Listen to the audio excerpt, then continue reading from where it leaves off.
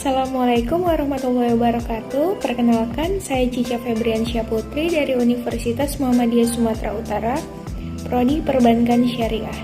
Di sini saya akan menjelaskan materi tentang analisa investasi pemerintah pusat pada lembaga keuangan internasional. Dalam bidang perekonomian, investasi merupakan langkah awal dalam suatu produksi dan merupakan salah satu faktor penting dalam peningkatan pertumbuhan perekonomian.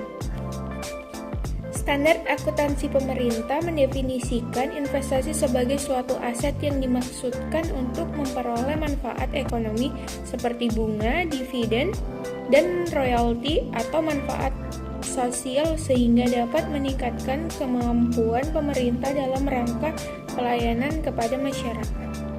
Landasan teori, investasi adalah penundaan konsumsi di waktu sekarang dan dipindahkan dalam aset produktif selama periode waktu tertentu.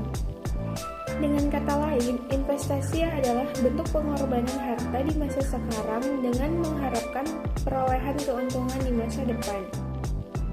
Investasi dibedakan menjadi dua, yaitu pertama, investasi dalam bentuk aset berwujud, yaitu investasi dalam bentuk aset berwujud fisik seperti emas, logam mulia, dan sebagainya. Yang kedua, investasi dalam bentuk surat berharga atau sekuritas, yaitu investasi berupa saham atau obligasi yang dibeli dari pasar surat berharga dan secara umum diawasi oleh lembaga tertentu. Hasil dan pembahasan. Investasi pada LKI bertujuan memperoleh manfaat ekonomi. LKPP tahun 2019 menyatakan bahwa penanaman modal negara pada LKI dicatat sebagai investasi permanen sebesar kontribusi pemerintah yang telah dibayar tunai maupun dalam bentuk penerbitan promissory notes. Di sisi lain, promissory notes disajikan sebagai kewajiban. Investasi pada LKI dinilai dengan menggunakan metode biaya.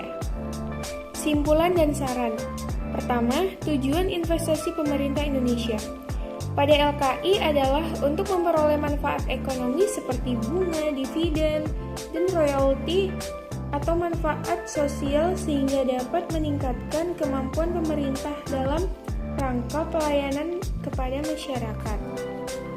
Yang kedua, berdasarkan data yang terdapat dalam laporan keuangan pemerintah pusat tahun anggaran 2004 sampai dengan 2019, 16 periode pemerintah tidak pernah mencatat adanya pendapatan yang berasal dari penanaman modal pada LKI. Itu tadi sedikit penjelasan dari saya, lebih dan kurang saya mohon maaf. Wassalamualaikum warahmatullahi wabarakatuh.